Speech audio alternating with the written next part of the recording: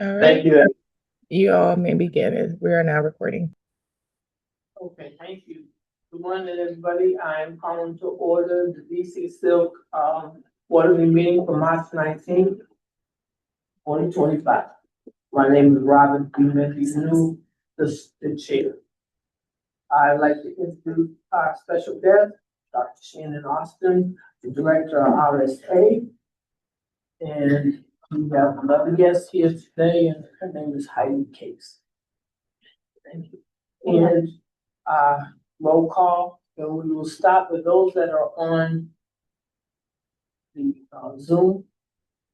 We can start with Kathy. Yes, this is Kathy Fleming.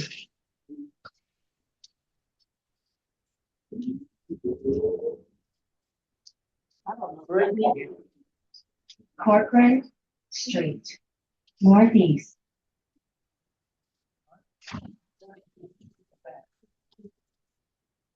Excuse me, are people able to share their organization? That would be helpful. Okay, Possible. well, I don't know if you all can hear because my Zoom is not acting up. So I did say my name and my organization.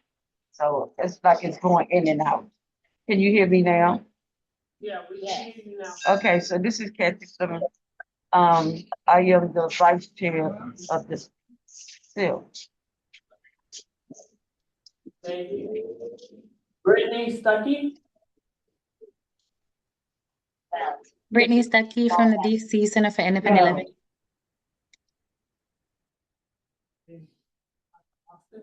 We'll go this way. Yes, Dr. Shannon Austin, I'm with, I'm the new, well, not so new, RSA Deputy Director, so it's a pleasure to be here for conversation today.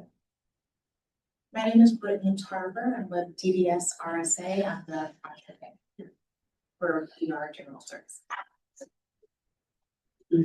I'm Angie Whitehurst. Thank you. My name is Robert Mendes. I am the chair of the DC Statewide Independent Living Center. My name's Heidi Case, long-term disability and queer and disabled advocate in DC, co-founder of the DMV Disability and Senior Community Meeting. We started at the beginning of the pandemic to support people with disabilities, and we continue to meet weekly via Zoom. I'm Kim Bellamy, I'm SILC member. My name is Dr. Damon Johnson, and I am the DDS representative for the SILC, I guess the state liaison. Darnie Henry Bush, Executive Director to the Statewide Independent Living Council. Edward Dana, Disability Rights Advocate. Thank you so much, and I will review the agenda. Item number 1, call to order by Robert T. Mendes, Field Chair. Introduction. Can you speak up a little? Oh, excuse me. I'm reading the over the agenda. Item number 1, call to order by Robert T. Mendes, Chair. 2, introduction of special guests. 3 will be roll call. 4 is a review of the agenda. 5 is review of previous January 15, 2026 minutes. 6 will be the executive director summary report of Denise H. Bush. 7 will be the chair's summary report of Robert D. Mendes Newell. 8 is item 8, recruitment report by Brittany Tarver, project manager, PBS and RSA. Item number 9 is old business. Item number 10 is new business. Item 11 will be announcements, and item 12 is adjournment by Robert T. Mendes Newell. Okay, and here is the District of Columbia Statewide Independent Living Council public meeting summary, quarterly reading of January 15, 2026. DC Statewide Independent Living Council held its quarterly meeting on January 15, 2026. The meeting opened with a moment of silence in remembrance of Matthew McCollum, Director of the DC Office of Disability Rights. Highlights for the meeting. Item Item number one, SILC operation and membership. DC SILC currently has 10 active members and recruitment remains a priority. Bullet number two, the council continues to experience delays in the mayor's office of talent and appointments model approved process for new applicants. SILC leadership is preparing a packet or model to emphasize the urgency of filling vacant seats. The last bullet is SILC is revising its bylaws by meet state and federal requirements. Item number two, spill and PPR updates. The SILC is is working with DC RSA and federal technical assistant partners on completing the state plan for independent living this field and the program progress report PPR.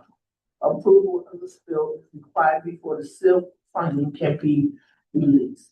The last bullet for item two is the spill and the PPR are targeted to resubmission by the end of January.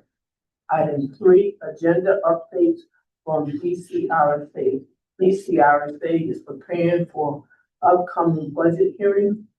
A new Randolph Deputy Vendor Committee has been elected. RSA is enhancing to case management systems and providing ongoing staff training. An open house will be held to welcome RSA new director, Dr. Shannon Austin, and engage community stakeholders. The Vocational Rehabilitation Technical Assistance Center for Quality Management will conduct an organizational assessment to support improvements in services delivered.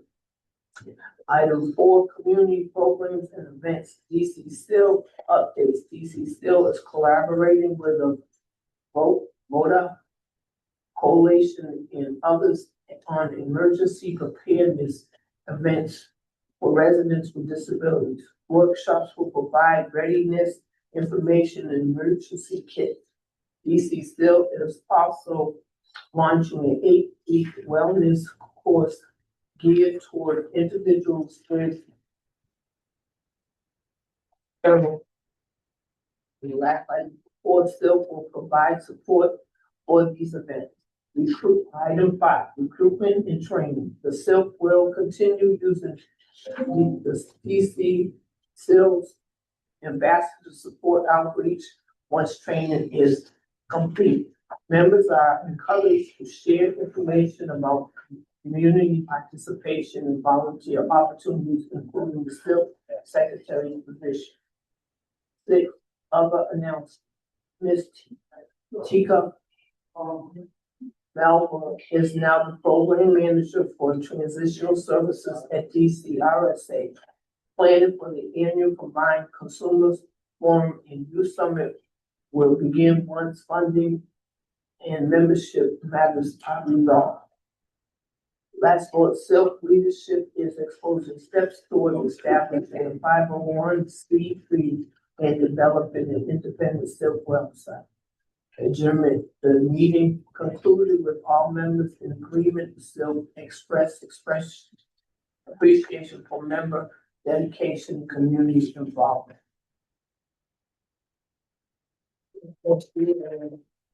Now we're to the executive director summary report by Diamond Stoops. Are you gonna accept the minutes as Oh, read? excuse me, I'm sorry. And also, are there any additions to the agenda before that's accepted? There's in the new business, I was gonna bring up the issue about the metro access with the problems of transportation. Okay, you want that added? Okay, I'd like to enter the minutes into the record. That's okay. Second. And the minutes have been accepted into the record. So then you ask for a vote. Can I have a vote? Or does anyone disagree? Does anyone disagree? Okay, the minutes have been accepted. Whew. Okay, and now we can go on to the executive director Well, basically, I have a short report and going by, some of the things on the minutes. Right now, we did submit the PPR. I don't know if that was actually done in February, not January. And, thank goodness the old spill, 2025 to 2027, has been accepted this week. However, we're in the process now doing the amendment.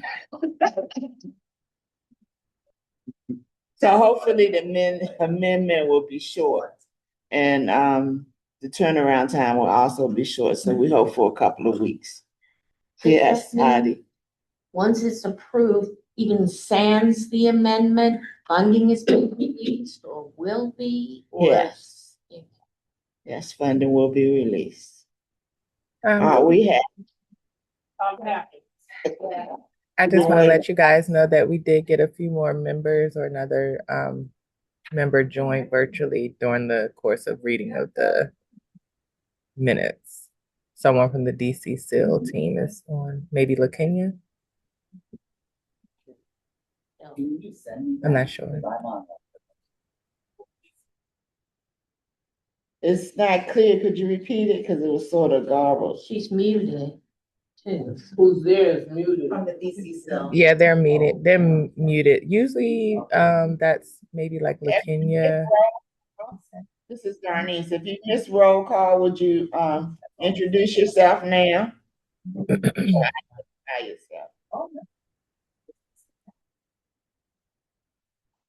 They may have logged in and then stepped away from their computer, but I was just bringing it to your attention that someone else had joined.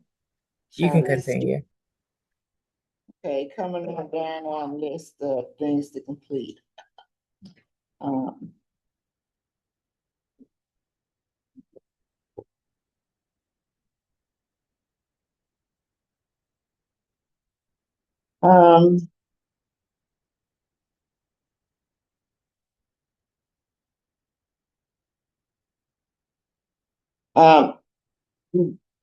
well, I would ask, in terms of new members, Ms. Tarver will give a report on that after I complete my thing. Basically, we are, the members that we do have are, some of them need computers that are updated, and we also need to start training again. So that's in process for because our Chromebooks work with Google, but they don't work with Word. And so that's a serious problem. Because the Word Microsoft format was changed in October. So right now we are trying to transition over. The executive committee at least will be getting new computers. Mr. We are also, because the spill has been done, we are also investigating and plan to hire an administrative assistant. And we want to praise Ms. Stuckey for sticking with us. And praise Charlisa for sticking with us. And praise everybody that's been working their butt off trying to get the typing and all the paperwork done. But hopefully we will be able to get an administrative assistant by next month, hopefully. Ms. Darnice? Yes. Can you hear me? Yes. So I know my son, this is in regards to the Chromebooks. I know my son's school, they utilize Chromebooks as well.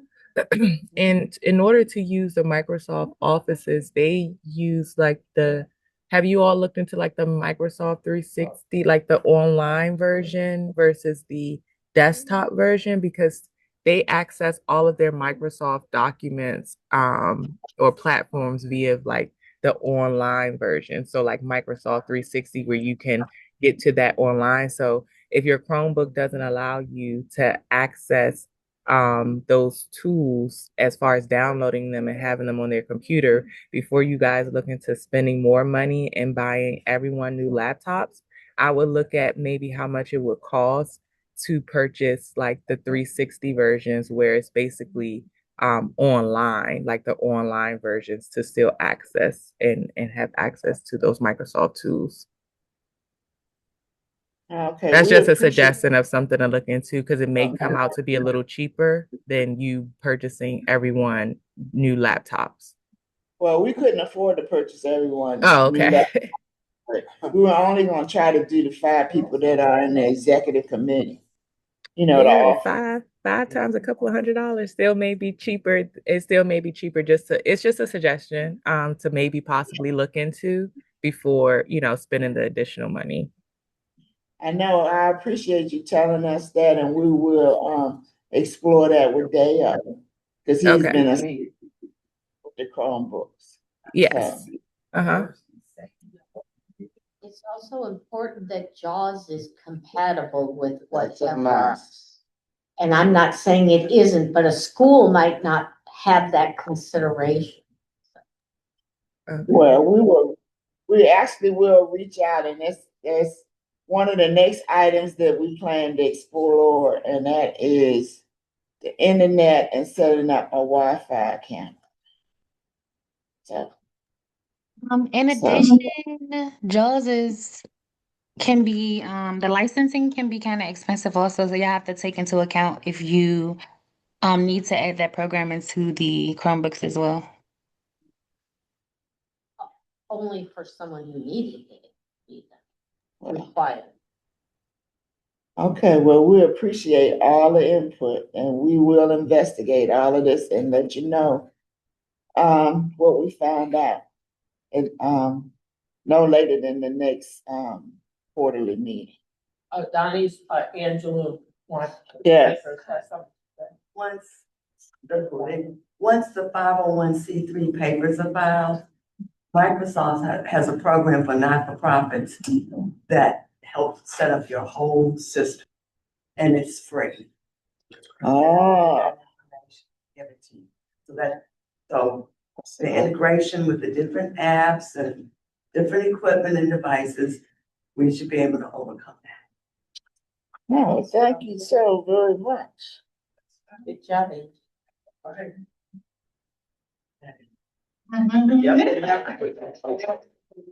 Thank you so much.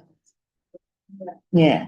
The Miss Whitehurst will be introduced later as a under our new business. Thank you, Miss Whitehurst. Let me see, do I have anything else? The next thing is our bylaws are still pending because we haven't turned them in. We actually completed them and we're in the process of reviewing them before we send them forward. And hopefully within the next 2 weeks, we will be able to do that because we have to give members time to review. We have to give our helpers at Jeremy Morris and Paula and Ed and Mamadou before they become official. So with all these people reviewing them, I know they should be dynamite, and hopefully within the next 2 weeks that will be completed because we cannot move forward with the 501c3 without bylaws. And we cannot move forward with our operational manual without the bylaws. And so those are the two major things that we plan to do right away, along with hiring an administrative assistant. Are there any questions? Because I don't recall anything else that I need to discuss, but I do want to ask.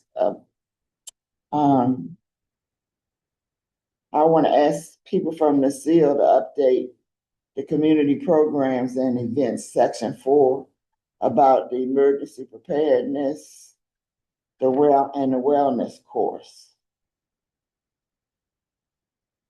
Okay. This is Any LaKenya. questions? Oh, Go ahead. I'll turn my camera on so everyone can see me. I can talk about those two, the emergency preparedness, which is titled Nothing About Us Without Us, Emergency Preparedness Symposium. We're actually looking to do it July 27th, at the arena stage. We're actually, waiting to finalize that date, from 1 to 4. And I'm really super excited about this because DC SIL is a part of the VOAD coalition, the Volunteers Organization Active in Disaster.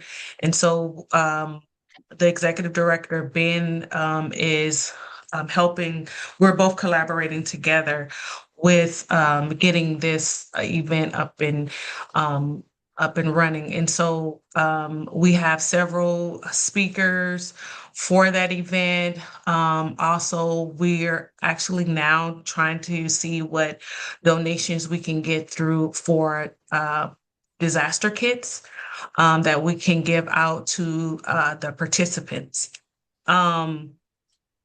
Soon as we have the flyer for that, I will send that flyer to the appropriate persons in the SILC to disperse in the community. As in regards to the wellness classes, I'm still getting all that information together, and hopefully we can start our classes in May for that 8-week. It's through the cerebral palsy organization, and so recruiting people who have cerebral palsy or other physical disability to participate. I also want to mention too something new, that I had a meeting this morning. That's why I was late. Talking with a transportation engineer, through Ann Deschamps, who is the Mid-Atlantic ADA director, and they're bringing their immersion experience to DC in September. So the DC SIL will be part of that sponsor for volunteers, consumers in the community that will do a site walk to determine, accessibility as it relates to the ADA. And so we're getting that all started. We're looking at a tentative date for September 11th of this year. And so I'm really excited about that too. So as information is available, I can, of course, disseminate that information to you guys. And lastly, the DCCIL is hosting a housing event at the Anacostia Library on April 10th. LaKenya, I want to talk to Kathy's you, there. yeah. I want to talk to Kathy. you a little bit more about that before, because I'm still looking at my emails. I've sent out emails to. I'm still waiting for a couple of people to respond, and they haven't. So that was something I was going to talk to you and Mr. Sims about, because it may have to be pushed back, postponed. Okay. So Okay. but right now, Well, yeah, she's corrected. It was April the 10th. Okay, well, keep that in your hats. Yeah. Keep Thank that in you. your forefront. Thank you, Kathy, for the update. But keep that in your forefront, because we know that housing is a big challenge and issue everywhere, especially in DC. So keep that in mind. We will be having a housing event, whether it's in April or otherwise. We will be having a housing event. So that's it for DCCIL. What was the date of the emergency preparedness system? I cannot hear.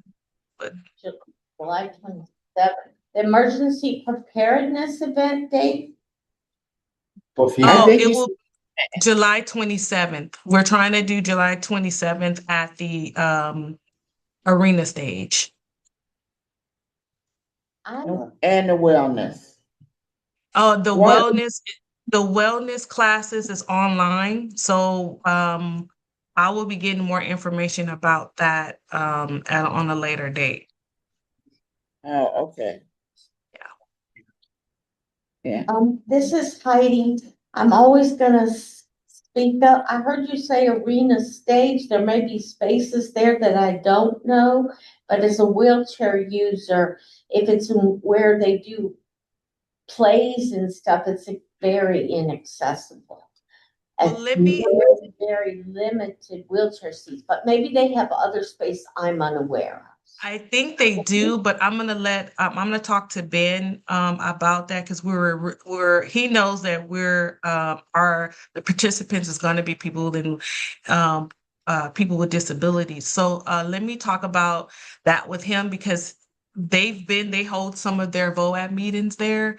And so let me just double check with him about other spaces that might be available there because I haven't been there before. So let me double check with him, okay, and then I can give you a definite answer because we're actually looking for a space and big enough to hold vendors and stuff like that. So I'm gonna get back to you because that's very important to make sure people with disabilities can access. And one more thing before I close, Heidi and others, the DC SIL is actually adding another support group. I have an intern who is a wheelchair user at American University, and she will be facilitating a new support group, wheelchair user support group. And we're actually recruiting for participants for that advocacy peer group. So if you know anyone that's interested in becoming a part of that peer group, please let me know. Thanks. This is Brittany Stuckey. So I can kind of speak to the accessibility just because we went there for their last disaster relief event. So it really depends on where they decide to have it. So the last time where they had it, it was accessible because that door is it's on a flat surface, and I use a cane, and I didn't have issues. They weren't steps in that entrance, so it depends on which entrance you use, but also what part of the building they're using. If they use that part of the building that we were in before, then it should be accessible because it's two different sides, but there aren't any stairs that you need to access, and it's all flat. Okay, good, because it will be the same room that they usually hold their events in. So I'll just double check that with Ben. Thanks, Brittany. No problem. Excuse me, LaKenya, I went there for my first COVID shot with a couple of the residents of the Phyllis Wheatley, and because that's after the renovations, so I don't know where Brittany Stuckey was at, but where we were, it was right when you walked in. I noticed that there were rooms behind the glass section in the middle, but where we went to get our injections and everything was right there when you walked in. Like Brittany said, it is accessible by either door entrance. Well, yeah, I was I, speaking to I will where you. confirm that. Okay, I will confirm. Yeah. Thank you. Thank you. Okay. Let me see. So, I have a brief summary. you, Yeah. I left my computer home, so I'm doing it from memory. This is Robin, the chair. I need to set a date for April to meet to plan out for the youth summit forum. Because we had said in January that we would set a date for April. And I'm gonna give out the dates that I'm available. And that is April 7th and 8th, April 13th, and the 17th, April 20th, 21st, 22nd. And this is just the. It's just a meet the plan for the youth, the combined youth, summit forum that we usually hold at the Park Plaza Hotel. That in the past it had been in Kellogg's building that Dr. Gallaudet University. Because in January, we did say that we would set a date for April, so I'm giving out the dates that I'm available, so if y'all could get back to me by email or calling me, I will appreciate it so we can set a date for the planning of that. Any questions? And as for hearing the good news that this bill has been accepted, that we can move on, hopefully once the funds get released, that we can finish the updating of our literatures of the business cards, the brochures, and the letterhead. And to get our own website.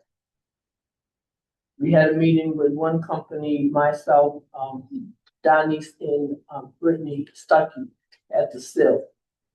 We had a couple of Zoom meetings with, I forget the name of the company. And that was about it for my summary, because we were working on the spill and doing the PPR from January until the beginning of this month, March. In terms of the website and internet, we need 3 vendors. We want to submit the names of 3 vendors.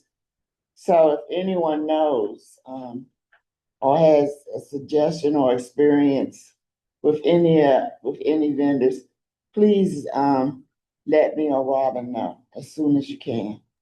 This is Brittany Stuckey. That's already been done. We did that last year. So that's already been submitted. Yeah, but this is a new fiscal year. We need to know if the prices have changed or whatever. And if the people are still willing to do business with us. It's been a long gap. So that's just, so is that for 1 vendor or 3? I submitted multiple of them. So I'm not sure.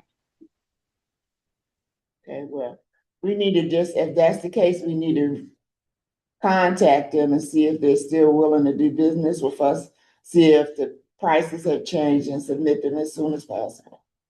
I think the issue also is that based on the budget, what was allotted for that specific uh the budget for that thing was much less than what the market rate is. So they would have to amend it so that it can be paid for as well. We've already visited that, but we haven't come up with a price. So already that's considered.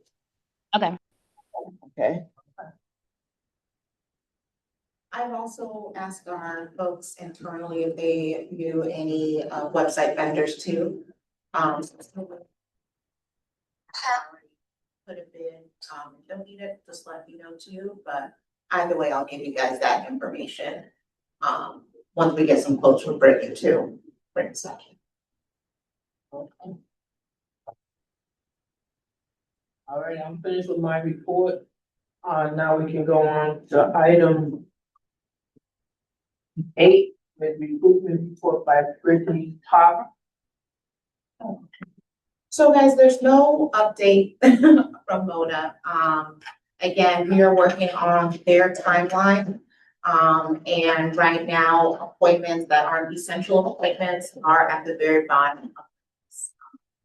We have no control or, escalating that or making it more of a priority. So again, if you don't hear from me, it's not because I forgot.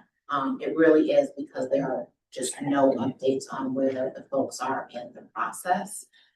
But also knowing how long this process is, if there are people who may be interested, I'm also happy to help them start the process as early as possible, knowing that you just don't know how long it's going to take, but at least getting your application done. So if there's folks that you're interested in, send them my way. I can walk them through the application, help them fill it out, and then let Mona know that an application has been sent.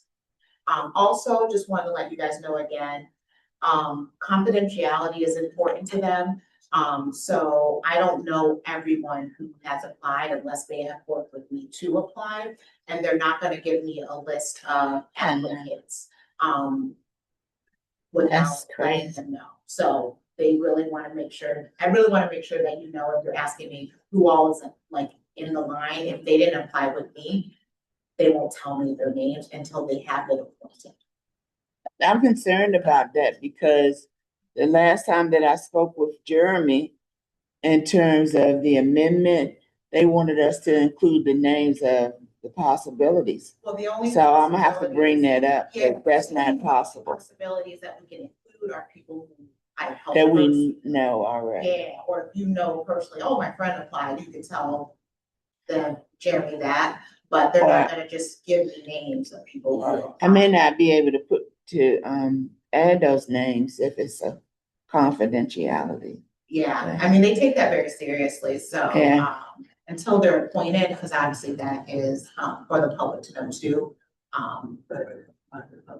Exactly, yeah, so until they're appointed, you know, again, if I didn't call them specifically, I won't know on the list. I know, because they wouldn't even, I mean, that's why we have you, because they wouldn't even give me or Robin the list of names. But I think what we can focus on our end is getting folks excited to apply, getting folks even involved, even through the application process, and then also just continuing the goals that we have here with our 501c3, with our events, because although we don't members, we also want to be an active organization. And we want people to know that we are actually doing something. Yeah, exactly. So if there are people again that you guys want me to reach out to, I'm happy to. Thank you. Thank you. Okay, old business? Is there any old business? Well, basically, the old business that we talked about was the report of what Kenya reported on. So that's the old business. That was the old business, and also the website. Oh, and the activities. Is there any additional old business that we may have missed? Does anybody want to report any old business? Okay, moving on to new business. I would like to, just for your information, introduce Miss Angie Whitehurst. Ms. Whitehurst will give a couple of statements about joining us possibly as an administrative assistant. Some of you may remember her as a potential board member from the open house. But we found out she has skills that we want to investigate. and because we needed an experienced administrative assistant, she has agreed to be interviewed by competent members of the SILC. Would you like to say anything? I look forward to working with you with the approved. I also realize that it is more than part-time. The things that you're doing requires a lot more time, full-time. Right. And I'm willing to do that. So when I get tired, I'll quit. At least you're honest. Thanks. That could be next week. True.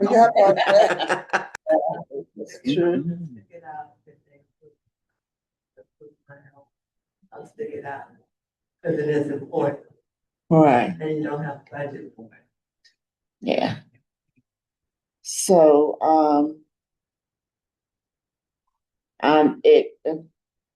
Edward, had an announcement that he wanted to make. We're moving on.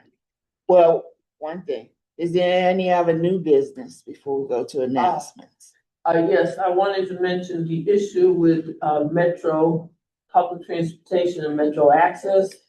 I have received complaints through the city, just riding on the bus about the better bus.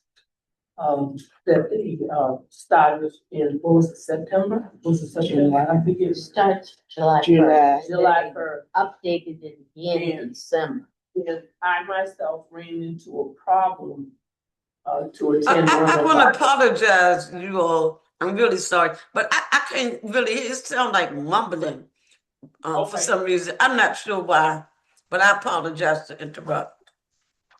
Is this Howard, okay? thanks for letting us know. Wait a minute, we got a microphone? Yeah, we should have this in the beginning. It's okay.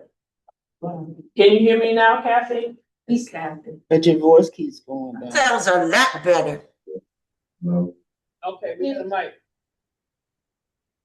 Okay, the issue is about Metro. Can you hear better now? Can you hear me better now? Yes, I can. Okay, Thank you for letting us know. the issue is with the, Metro transportation and Metro access. There have been complaints in the community as I ride the bus for the People for the Better Bus, a program that initiated on, Hello. July 1st.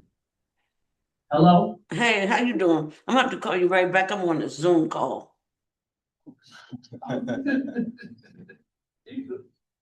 Okay, so, and then they upgraded it a couple months after July 1st. And the problem is they have taken away not just bus stops, but they have taken away bus routes. And the distance from how far people have to walk to get to the nearest bus stop. And plus now you have to take an additional 1 or 2 more buses to get to your destination. Because the original route, for me to get to Wisconsin Avenue, I was attending an event for Ms. Heidi Case's, advocacy group that I've been with for the DMV Disabled Seniors Community Group. And we have an event, an annual event that we celebrate for each other's birthday, since we were unable to meet last year for many. So we did it, and I had to take 3 buses to get to Maggiano's from 901 Rhode Island Avenue, when normally all I had to do was walk to 7th and R Street, get on either one of the buses that go straight to the archives, and transfer to the bus right there, 7th and Pennsylvania. I did that. Thank God for the bus driver. They told me I have to get on another bus once I get on I Street. So there is like there's 1 or 2 more buses that you have to take to get to your destination just by bus within the District of Columbia. I have not asked anybody on my way to Silver Springs, how is their better bus system working out? Because I really don't know many that take the bus out there that is in that group for the disabled seniors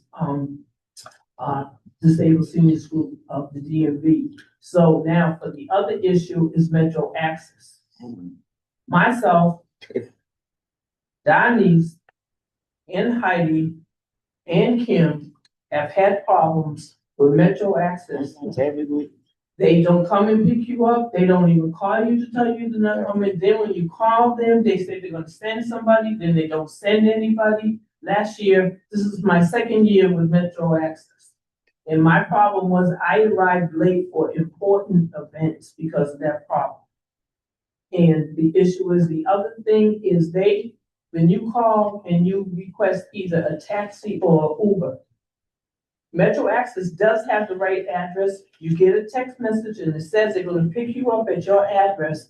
But once it gets to Uber, for some reason, they get some crazy address. It's not even my home address to get me to my destination. So it took me 2.5 hours to get to the seniors annual Christmas event in Southeast at the tennis rec center. I had to take a $7 cab because the Uber they kept saying was coming, and then it went to 901 Rhode Island Avenue Northeast. I live at 901 Rhode Island Avenue Northwest. I am attending this month's Project Action, their in-person meeting. They have a meeting once a month, and it will be at 1 Judiciary Square And Christopher Blake is going to be there and he's going to hear from us. Yes. Because this is getting out of hand. Donnice has been late coming here. She has been Late to coming get there. anywhere, yeah. Yeah, I it's was late unacceptable. yesterday. It's unacceptable. And Yes. they need to do better. And it's Christian, it's not Christopher. oh, Christian Blake. Christian, sorry. Does anybody else want to add to that? Yeah, I would like to add something. Hold Oh, on. specifically for. Say who you are, transportation? Edward. Yes, so I was at a vet's place, you know, the DC, the vet place, in southwest, off of Martin Luther King Avenue. You go down right really close to the police academy where they train the dogs. If you have to go to the vet, you have to go walk all the way down. Once you take the 17, you have to walk all the way down and, you know, past construction, past the police academy, just to get to the vet. There is no bus stop over there. And I'm thinking to myself, what the heck is wrong? Why can't they have a bus stop there? What about the aging population? What about individuals with wheelchairs or mobility chairs who have pets, who need to make a vet appointment? How are they supposed to get down there? You can't just depend on Uber. You can't just depend solely on cars. Not everyone has that. When we have public vets, you know, that are funded with DC Health, they need to be having in locations that are accessible to all people of the community. That place is not, and I'll update you on the address and all that later on. Oh, and also I wanted to know the DC Developmental Disability Council is going to be having a public meeting today. And you guys are welcome to register in advance. It starts from 3 p.m. to 5 p.m. March 19, 2026. That is today. And then they're gonna have a pre-meeting at 2 p.m. to 3 p.m., which is the public. I want to go. Oh yeah, I want to go back to because I catch this is Kathy Fleming, and I want to go back to the bus. I mean, I'm trying to. I don't know. Maybe somebody there can help me out with this, but I don't know who was on what planning committee they had. I know Darnice and Robin had mentioned this in the past when we had talked about it, because I don't think it was a lot of people from the disability community in the planning stages with these metro buses, because as Robin stated, it takes about 3 buses for me to get to my home from here, from the center. And then I still have to walk from the metro station. So I'm not even home. So when it's dark, I'm just, you know, giving my prayers to the Lord, because you just never know. Because no, seriously, I'm walking from the metro, and it's just you know, just all of these different buses, and you don't know. So I'm in a habit now that when I'm on the bus, it's just looking at all of the bus, like it's gotten addictive. So I look at all the bus signs and see which bus go where and where this bus. And if you ride past the bus stop, I look at all the bus numbers to see, okay, well, this bus, if I ever have to come this way, then I need to get on this bus. If I have to go this way, I need to get on. Even if I'm riding in the car, I just have a habit of looking at all the bus stops now, just to determine if I have to come in this direction, if I have to go downtown, if I have to go anywhere. How would I, you know, other than just doing a planning on Metro plan trip. But yeah, something needs to be done, because it's really gotten out of it's just really awful for the, you know, like Robin was saying, every stop don't stop at every stop like it used to. You have to walk a couple of blocks to get on the bus. Where at one point you could just walk almost out the door and be able to get on the bus stop. But I just wanted to just say that I've recognized the same thing with the metro buses. I hope that you know that it's not just the buses, it's also the subway lines. The subway lines. Okay, I see. I don't do too much the subway, but because I catch the bus every day, I have noticed it on the bus. Yeah. Sometimes the buses will drive right past you in the southeast. I have never seen that happen before. I have driven my wheelchair. And if there was a bus that myself in a wheelchair and a person that was blind with a cane and the bus driver did that, and he had to stop at a stoplight. And I put my wheelchair in front of his bus. Before I had done that, we created a whole scene, all kind of people. But yes, yes, yes. And there isn't, we have been complaining even ahead of time, before they made the changes. Why are you not seeking this community's input? Who is public transportation designed for? Is people often don't have access to other modes of transportation, can't afford, can't drive their car, and all of those things. And I think it's wonderful. It's just one voice, but to go to the meeting where Christian Blake will be, but the actual place of decision, the power. And I have shut down the Metro Board meeting with a bunch of disability advocates in the past. And we need to plan another one. Yes, and I'll be They involved. need to hear our voice. Yes, they do. So that's my spiel. Okay. I do have two Thank you. announcements, but if we're not moving, when we're moving on. Well, you can go ahead, since you. All right, just quick. One is, and back to that mention of housing, Kathy. Whenever I know of wheelchair accessible housing, affordable in the district, I want to put it out to the people who need that information. There was a new building, affordable senior housing built, all new. Mayor touted it on the front pages of the Washington Post in Friendship Heights. And we now currently have an opening. It's fully wheelchair accessible, but the whole building, rails along the hallways, all of the accessibility features. You must have a housing voucher.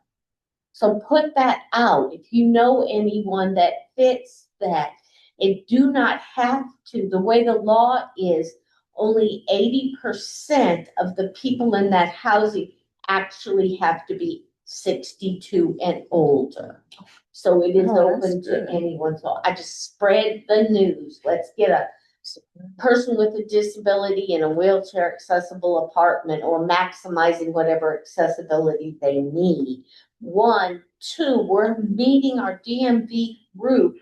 We have our weekly meeting tonight, but we are putting together a list to send to candidates, a survey on disability issues. Trying to get these candidates at this time, when they're seeking everybody's approval and endorsement, to fill it out and get some answers.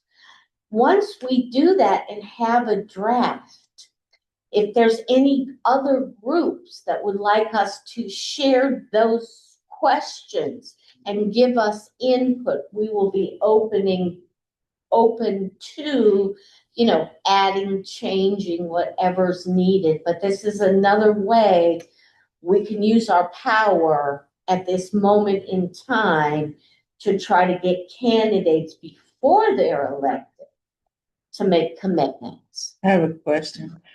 Because we're DMV, are we doing that for people across the DMV? DC, No, our Maryland, group is Virginia? focused on the DC at this Just point. DC.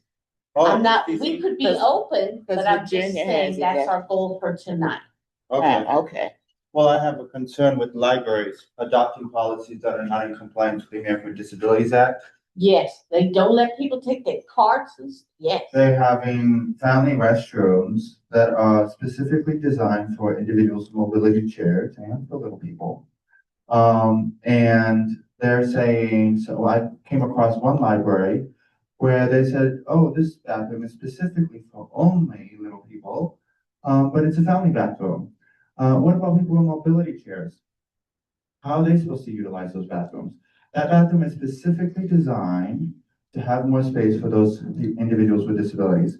And, they're not solely for little people. So I think that this library has adopted that policy in that specific location, and it's going to be brought up because when they are enforcing those rules, they're not in compliance with the American with Disabilities Act. And DC Public Library must be in compliance with federal guidelines. And just as important as keeping little people safe, we need to represent all people in the community. That's just as important, you know. And so I had to remind the library about that, and I brought it to the attention of the director. The other thing about the library, you can no longer go in with a cart, any size cart. You can't bring in your cart, you can't have a backpack. You're not allowed to come into the library with Certain size backpack. a certain They size. Police are there at the MLK library actually stopping people and forcing people to leave it outside. Even in that cold weather, sorry, They had to leave it That- out, all the way all outside the and way not in out, the library. not even right outside to the edge of the sidewalk curb. Oh, well, that's, And then they're telling you to go all the way upstairs to these smaller bathrooms. How is somebody in a mobility chair going to fit? The first floor bathroom is the doors are not wide enough. The third floor bathrooms, they're small. Nobody in a wheelchair is going to be able to fit in those third floor bathrooms. I'm going to go back and measure those doors again, because I assure you that the first floor and the third floor are not in compliance with the American Disabilities Act, which is why they have that second floor bathroom. But then they only want kids to utilize it, which is concerning to me. I recommend reaching out to the new interim ODR director, pioneer member of the DMV, Peter Stevens, that the mayor just appointed. I think that he would be very responsive. Would be a good place to start, FYI. Thank you. Hey, are there any other announcements? This is for everybody's information. The library has been a problem for years. And the easiest library used to be the one at 23rd and L. They had open door policy. They were civil and humane. But the libraries now, they have like a security company they contract. And their security rules do not allow for cards or any or things that That's are new just. DC legislation. Our city council voted for these requirements. But it doesn't matter. I'm just saying that's how Like, it so happened. I'm gonna point out the security issue from their standpoint and the ignorance of the people who run the buildings, who are in charge, their facility managers. And so, Heidi, you're right. It takes getting a group together. Bring 100 protesters out in front. But you need to document all the things that they are doing and to show that they are discriminatory and not necessary. Well, I was, this Kathy Fleming again, I think that it may be at different, libraries, because I'm at the, Anacostia Library, on Tuesdays and Thursdays. And I see a lot of homeless people bringing every bag that they have inside the library. And they sit right beside them. They got all kinds of trash bags that they have right there beside them. And there is a security guard on staff there. And they come in, they're regulars, and they're there when they are there on Tuesdays and Thursdays when I'm there, and they there with all kinds of bags. And they bring in their little cots and all what stuff. So I'm just saying that's what I see over in Southeast. I'm not at every library. Huh? That shouldn't be a problem, as long as they're not carrying weapons, as long as they're not, then it doesn't matter what they've been bringing in. That's true. I'm agreeing with that. It doesn't bother me. Oh, it doesn't bother me. I mean, it doesn't affect me. Because that's their home. That's their personal their stuff. They homeless. Yeah. So we want to meet I'm them just where saying what I see when I'm at the Anacostia Library. Yeah, and when I was at Bellevue Library in Congress Heights, I had to have a conversation with the manager over there early in the morning, because I'm having this lady say to me, "Oh yeah, you can't even use the family restroom." I said, "I would like to use the family restroom for my needs. Where is the family restroom?" And she said, "You have to go upstairs on the third floor." I utilized the third floor that day, and I noticed that the third floor bathrooms are much smaller and not accessible for individuals with mobility chairs. And I said, this needs to stop. Who has adopted this policy? I looked at DC's policy. They have adopted that policy, and that policy is not in compliance with the American Disabilities Act. And I will be bringing it attention with Martin Luther King's library at 901 G Street, or wherever, the Martin Luther King Library, they have all those executive people. They need to hear about it because, accessibility is just as important as keeping little kids safe, little people safe. So find something that works for both of them. I'm in agreement with that because we just had an event over there at the Shaw Library, and they have a downstairs bathroom, but the lady said that we couldn't use the downstairs bathroom. Now this is convenient for our meeting that we had, but we had to go all the way upstairs on the third floor. Of course, the elevator was working, but if somebody who couldn't keep their have trouble with their bladder, that's a lot to do when it's a bathroom outside of the meeting room. So I said, she said, well, the security guard is down here, so they can't open up that bathroom. I said, that's just weird to me because you can't open up that bathroom, but you're going to inconvenience people to get on the elevator and go all the way upstairs, search for this restroom, and there's only one restroom up there on that second floor. I think it was the second floor, but it was just crazy that they couldn't open up that bathroom. If they having problems with youth coming in there or somebody coming in there doing something wrong, then they need to address that part. Don't inconvenience everybody because you're having a problem with one group of people. That just doesn't make sense. But at any rate, yeah.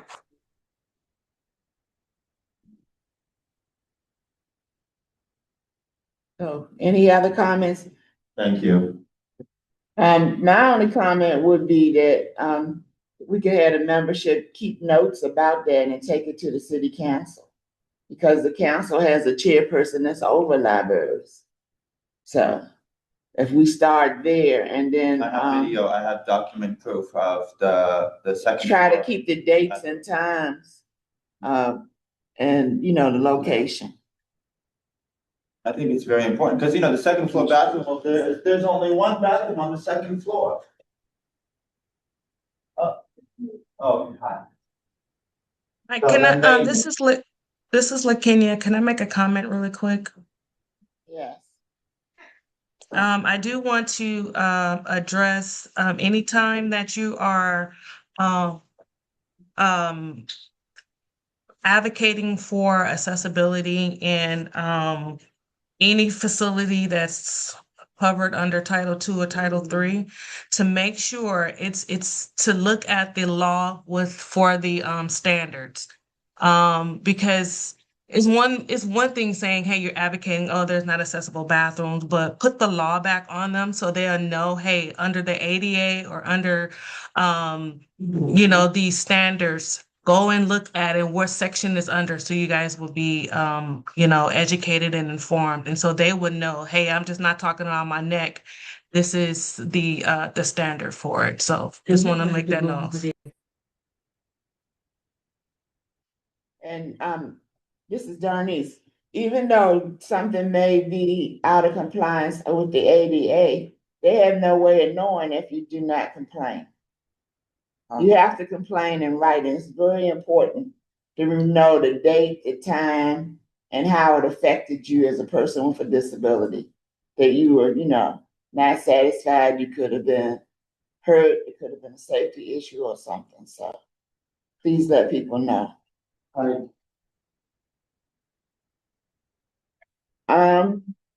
there any other comments? No. Because at that, the meeting will be adjourned. This is Brittany Stuckey. I have a comment. I Yes. think that for efficiency and time, there needs to be subcommittee set up because at this point it's the same group of people doing a lot of the tasks. So at some point, everybody should decide what committee or what skills they have that they can help provide or assist with, because it's the same people doing everything. Well, I can agree with that, except for we don't have that many members right now. And Yeah, it's a lot of work to do right now to get to the point. So that we can move forward, because we're really trying to hurry up and get to where we can apply for the 501c3. And we know the items that have to be done before then. So unfortunately, we are gonna have to grin and bear it and work with an administrative assistant, an executive director, and a chair, and a couple of few people that we have stressed out to death until we get to that point that we can actually have more members. I mean, I'm stretched thin, and I think everybody else is, but I can't assign or say that we assign task force right now because we don't have the many members. If you have a better idea. I've been sharing the flyer for DC Center for Independent Living Council, looking for new members that fit within the bylaws that SILC has created. I've handed it to the Center for LGBTQ+ community. I've handed them a whole bunch of flyers. I have handed these flyers all around for other nonprofits, and I've been encouraging them to join the council if they are willing. And so hopefully we can fill these roles up, and hopefully, we can get it moving like Donnie said. Here you go. Thank you. Any other comments? Well, the meeting is adjourned then. Going once, twice, 3 times. We will see you. The next meeting is when? Robin? It is. I believe the next meeting is in May. May 21st. They're bi-monthly. May 21st. Mm-hmm. May 21st. Got it. Mayor, then, is that, we ended? Yeah, May 21st. Oh. Yes. Meeting adjourned. Meeting adjourned. Oh yeah, Robin has to say it. Just like a